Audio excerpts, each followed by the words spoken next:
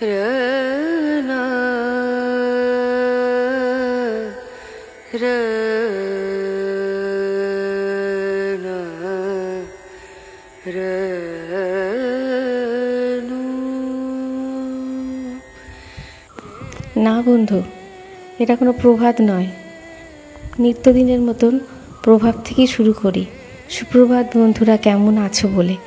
সারা রাত দামাল করা হাওয়া সহ্য করেছে আমার বাগানটা। সকালটুকু ছিল খুবই নির্মম, চোখ ফেটে জল আসছিল, তাই সকালের ভিডিও করতে পারিনি। এটা দুপুরের, বেশ কিছুটা শান্ত হয়ে গেছে, বুঝতেই পারছো।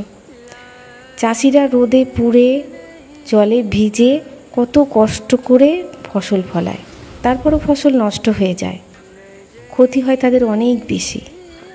ঠিক ওই একইভাবে আমার তার প্রভুতে বাগানটিকে সাজায়। 1 ইঞ্চি করে গাছ নিয়ে আসি, তোমরা তো সবই দেখেছ। সেইটাকে সযত্নে লালিত পালিত করে যখন ফুলটি ফোটায়, তখন এই রকমভাবে সব নষ্ট করে দিয়ে চলে যায়। সমস্ত নয়নতারাগুলো নষ্ট হয়ে গেছে। জানি না, যার জীবনী শক্তি খুব বেশি সে হয়তো সিদ্ধারা সোজা করে উঠতে পারবে, আর যার জীবনী শক্তি কম আছে সে ওইখানেই দেহ রাখবে। এটা হচ্ছে ছাদের পরিস্থিতি। এখানেও টপ ফপ সব উল্টে ভেঙে পরিস্থিতি ভয়ানক খারাপ বন্ধু। এখানেও থোকা থোকা আম ধরেছিল, সেগুলোও চলে গেছে ঝড়ে।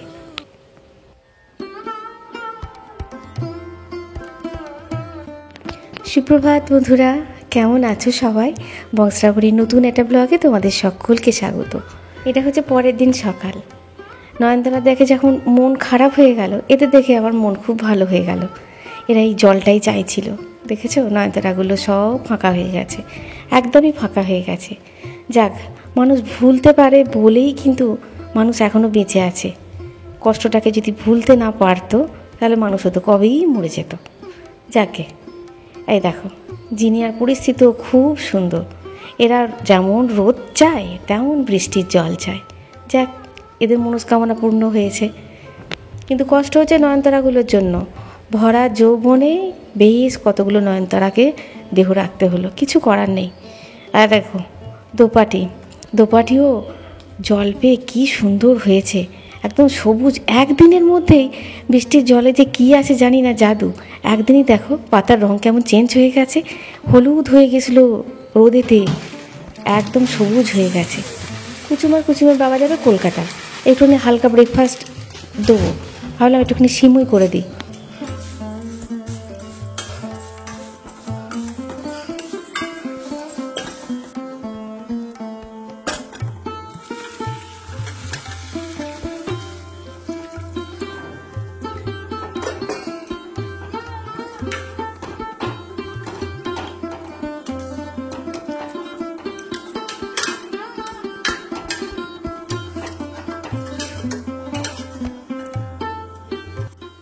কিশমিশটা অত পছন্দ করে না, পায়েসে হোক আর সিমুয়ে হোক। 2টো এলাচ দিয়েছি। হ্যাঁ, কাজুটা খুব ভালোবাসে, কিন্তু কাজুটা গেছে ফুরিয়ে। একটুখানি কাজু দিলে ভালো হতো। ব্যাস হয়ে গেছে, একদম সাদামাটা সিমুই সুজি খুব ভালোবাসে। আর এদিকে বসে দিয়েছি আমার একটুখানি চা। সকালে একবার খেয়েছি, ওই যে অভ্যাসগত, আর একবার খেতে ইচ্ছা হলো। রেমিলার ঝড়ে কে কেমন আছো? সবাই ভালো আছো তো? দেখো, ঝড় আসবে এই আতঙ্কে কত কাজ যে ঘরের, মানে ওই টেনশন করছি। ঝড় আসবে, এটা হবে সেটা হবে, জলের ট্যাঙ্কের মাথা উড়ে চলে যাবে। একবার উড়ে চলে গেছিল যেন, জলের ট্যাঙ্কের ওপরের মাথা ঢাকনা খুলে একদম কোথায় যে চলে গেছে সেটা খুঁজে পাওয়া যায়নি। সেটা হচ্ছে আয়লার ঝড়ে চলে গেছিল। আর দেখো, ঠাকুরের বাসনপত্র যেখানকার সেইখানেই পড়ে আছে। বেলা বেড়ে গেছে 11টা। কুচুমের বাবা আর কুচুম গেল কলকাতা। সেই বললাম না, ব্যাগটা ভেঙে ফেলেছে, 20,000 টাকার দাম ব্যাগটা। তা ব্যাগটা 2-3 মাসও যায়নি, ভেঙে ফেলেছে। 6 মাসের গ্যারেন্টি ছিল। সে দেয় না বলে দেয় না। কুচুম তো খুব মন খারাপ, বাবা আর ব্যাগটা পাল্টে দেবে না বলে তা পাল্টে দেবে বলেছে। পাল্টানোর জন্য গেছে কলকাতা। ওদের কই মাছের ঝোল আর ভাত করে দিয়েছি, সবজি পাতি দিয়ে কই মাছের ঝোল আর ভাত খেয়ে চলে গেল। তারপর আমি আবার স্নান করলাম, স্নান করে এবার ঠাকুর ঘরে ঢুকবো। ঠাকুর ঘর এখনো পর্যন্ত গোপাল শুয়ে আছে, গোপালকেও তোলা হয়নি, কিচ্ছু হয়নি। আর ঝড়ে কি বলবো, ঝড়ে তোমার ছাদ টাদ ভর্তি, পাতা পাতা টাতাতে ভর্তি। পরিষ্কার করতে করতে করতে করতে সকালটুকু সব চলে গেল এদিক ওদিক সেদিক পরিষ্কার করতে করতে। ঠাকুরকে দিয়ে দিই, ঠাকুরকে দিয়ে নিয়ে তারপরে অন্য কাজে হাত দেওয়া যাবে। চলো। রোদ হয়নি, ফুলগুলো সব টাটকা টাটকা আছে, দেখো ফুলগুলো একদম পুরো টাটকা টাটকা আছে। রোদ হয়নি তো কালকে, রোদে সব ঝিমিয়ে যাচ্ছিল, ফুলগুলো সব ফেলে দিতে হবে, জলে দেব, ঠাকুরঘর পরিষ্কার করব তারপরে। হরে কৃষ্ণ, হরে কৃষ্ণ। ঝড় থেমে গেছে গো, উঠে পড়ো। মশারিটাকে কাচতে হবে, মশারিটা নোংরা হয়েছে, ওইদিকে দুটো জামা কাচা হয়নি, সব কাচতে হবে। Good morning. উলি বাবালি, উলি বাবালি, বাবার জামা টামা সব ফুলে গেছে গো। কালকে কুচুম শুয়েছিল সন্ধ্যেবেলা, সন্ধ্যেবেলা বললাম দিয়ে দিনে বাবা, কালকে সন্ধ্যেবেলা না আমার কি ঘাড়ে যন্ত্রণা হচ্ছিল, আর একটুখানি শুয়ে দে, ও শুয়ে দিয়েছে, জামা টামা সব খুলে গেছে।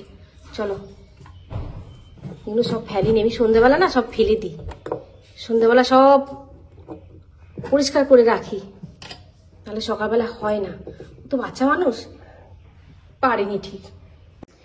না আর একবার ভাত চেপেছে, সকালবেলা একবার ভাত হয়ে গেছে প্রভুর জন্য আর কুচুমের জন্য।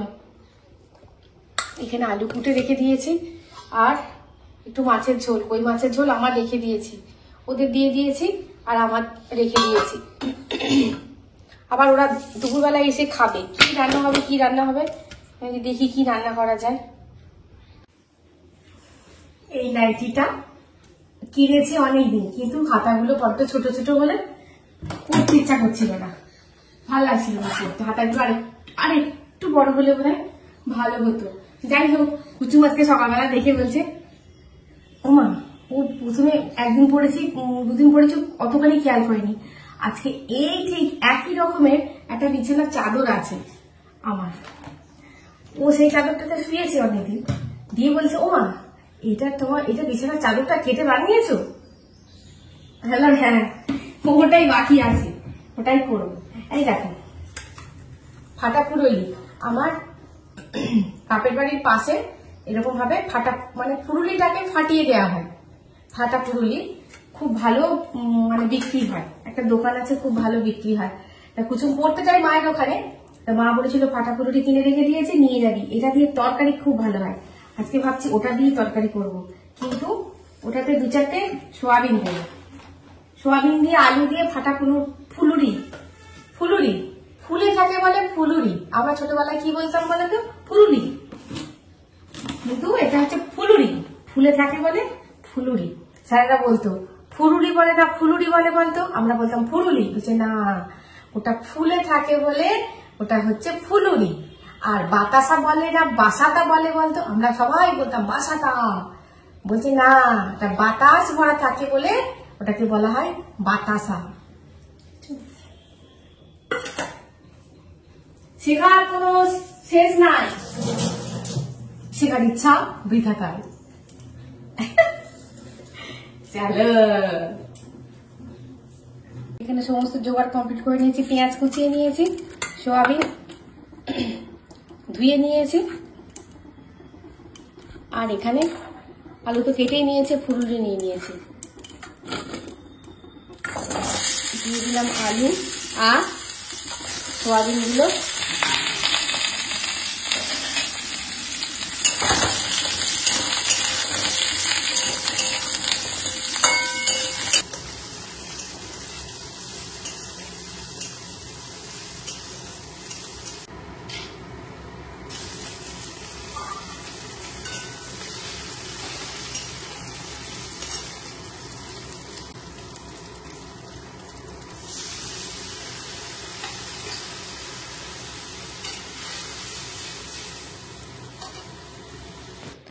সারা রাত ধরে এত ঝড় হলো, সকালবেলা উঠে মনে হলো যেন বেশ দুদিন ঠান্ডা থাকবে। ও মা, ঠান্ডা কোথায় গো, বেশ গরম পড়ছে, কেমন একটা যেন গরম, আমি ভাবলাম ওদের আমারই গরম করে, সবাইকে জিজ্ঞাসা করলাম, বললো সবাই বলছে না না গরম কাটেনি, গরম যেন একই রকম আছে।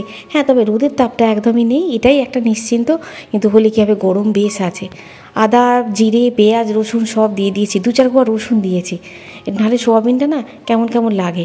আর তারপরে দিয়ে দিলাম বড়াগুলো, শেষে একদম দিয়েছি, নাহলে বড়া একদম গলে যাবে। তাই এতে তো অনেক পরিমাণে সোডাটা দেওয়া থাকে। দোকানের বড়া, আমরা তো নিজেদের বড়া করলে পরিমাণে অল্প সোডা দিই, ওরা ফাঁপানো ফোলানোর জন্য অনেকটা সোডা দেয়। তার ফলে কী হয়, বেশিক্ষণ হলে গলে যাবে। ব্যাস হয়ে গেছে বড়ার ঝাল। বড়াগুলো কি গলে যাচ্ছে, আর ফোটানো যাবে না, হয়ে গেছে। অনেক বেলা করে একটা মাছওয়ালা এলো, ওর কাছে ট্যাংরা মাছ ছিল, বলে ট্যাংরা মাছ নেবেন? ট্যাংরা মাছগুলো ছোট ছোট, ওই জন্য নিলাম না। তারপরে দেখলাম ভালো একটা রুই মাছ আছে আর ডিম আছে। ডিমটা আজকে করবো না, যেদিন কি বেলা হয়। আবার এগুলো মাছগুলো বেছে বাছতে গিয়ে, মানে বাছাই দিয়েছিল, কেটে দিয়েছিল, ধুতে গিয়ে দেরি হয়ে গেল। আজকে ডিমটা রেখে দেবো, কালকে হবে। আজকে এই মাছটা করে ফেলি। যেদিন কি দেখবে তোমার দেরি হয়ে গেছে, সেদিনকেই দেখবে একটা না একটা ফম্পা ঠিক জোগাড় হয়ে যাবে। কিন্তু ছাড়াও যাচ্ছে না, এত ভালো মাছ সবসময় পাওয়াও যায় না।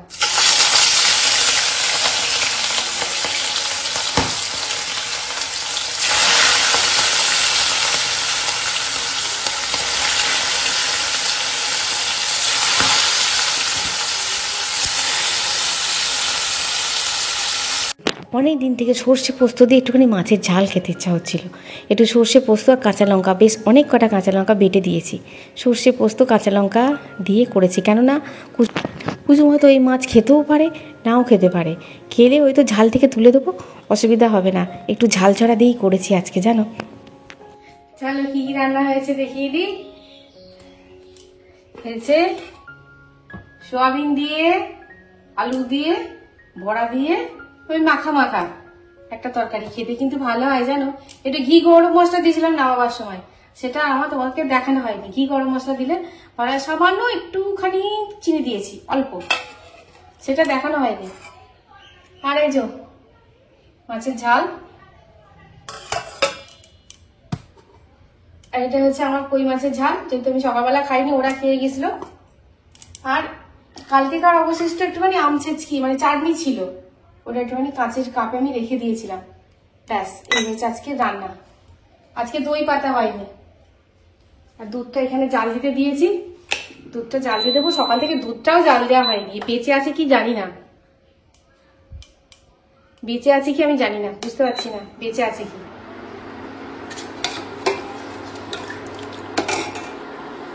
এখন গ্রীষ্মের ছুটি পড়ছে, একসঙ্গে খেতে বসি, ছেলেটাও নেই, ওর বাবাও নেই, আমি একাই খেতে বসেছি। আর কই মাছের ঝোল পেলে আমার আর কিছু লাগে না, কই মাছের ঝোল দিয়ে একটু ভাত খাবো, আর ওই বড়া মোড়ার ঝাল আমি আর নেবো না। ওরা এসে খেলে খাবে, ওরা এসে সবটাই সাবার করে দেবে, চিন্তা নেই কিছু যে এত কষ্ট করে রান্না করলাম গরমে, কে খাবে, কোনো টেনশান নেই, সব খেয়ে নেবে। দুজনে যে এত তরিতরকারি ভালোবাসে, বিশেষ করে প্রভু খুব তরিতরকারি খায় জানো। ব্যাস, দুটো মাছ নিয়েছি, আর দুটো আছে। মাছগুলো সাইজ দেখেছো তোমরা, যেন অজ্ঞান হয়ে যেন মাছ দেখে। কিন্তু যতই ছোট হোক না কেন, এই মাছের টেস্ট কিন্তু খুব ভালো। বড় মাছ খেতে ভালোবাসে, কিন্তু না পেলে কী করবে, ছোটো মাছই স্বাদ মেটাতে হবে। কই মাছের ঝোল একটুখানি লেবু টিপে, লেবু তো আমার খাওয়া যাবে না, একটু লেবু টিপে খেতে গরম গরম একটু গরম করে নিয়েছি, কী যে ভালো লাগছে। শুভ বিকেল বন্ধুগণ।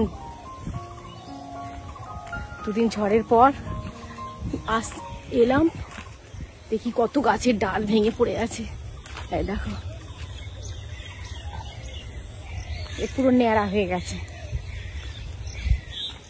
অনেকদিনকার গাছ, আমরা যখন ছোটবেলায় স্কুলে আসতাম তখনকার গাছ, তখন ছোট ছোট ছিল। বিকেলবেলা হাঁটতে যাওয়াটা একটা নেশা জানো। তুমি যদি 2-3 দিন যেতে আরম্ভ করো, তারপরে বিকেলটুকু হলেই তোমার মনে হবে একটু হাঁটতে যাই। এই আজকে হাঁটতে গেলাম না তো, শরীরটা বেশ গন্ডগোল করবে, এইরকম মনে হয়। হাঁটতে যাওয়াটা একটা নেশা। ওয়েদারটা খুব ভালো, অনেকদিন তো ঘুমুট হাওয়া দিল, একটা ঘুমুট গরম থাকে, আজকে বেশ এলোমেলো হাওয়া দিচ্ছে, ভালো লাগছে। যা গাড়িগুলো যায়, মনে হয় যেন স্পিডগুলো বোধহয় ওদের নিজেরই, গাড়ির নয়।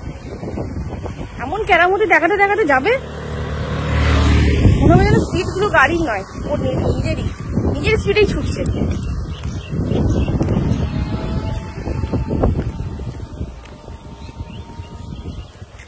মোট 3 কিলোমিটার যাই, 3 কিলোমিটারের পরে ব্যাক করি। এই যে বালি ঢালা আছে, পাথর ঢালা আছে, ওই দেখো গাছগুলো, আম বাগানগুলো। এই জায়গাটা এটা প্রভু বালি, পাথর, ইট রেখে দেয় কিনে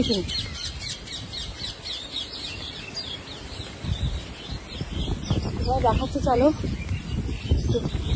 আজকে জাননি শিলা গেছে। আম বাগানের ভেতরে তোমার তোফালা আম গাছগুলোতে সব আম ধরেছে। এই দেখো ভিতরে তোফালা আম গাছগুলো সব গাছ মানে আম ধরেছে। এই যে কলা গাছগুলো, একটা কলাও পাওয়া যায় না, সব চুরি হয়ে যায়, সব আমাদের। বলে বলি না, ভিতরে প্রচুর আম গাছ আছে, প্রচুর আম গাছ আছে। গোধূলি হয়েছে, বুঝতে পারছো? গোধূলি পুরো লাল লাগছে, পুরো লাল মেঘ আছে, একদিক দিয়ে সূর্যটা ডুবছে আর মেঘ আছে। গোধূলি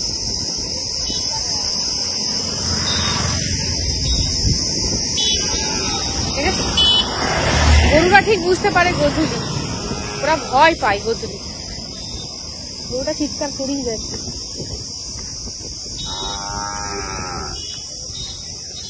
গোধূলিকে ভয় পায়, ওরা ভাবে কোথায় কি হচ্ছে, কিরকম লাল মতন হয়ে গেল কেন চারদিকটা, বুঝতে পারে না। আমার দাদু বলতো গোধূলির সময় গরুরা ভয় পায়। হ্যাঁ দাদা, খাওয়াই হলো না।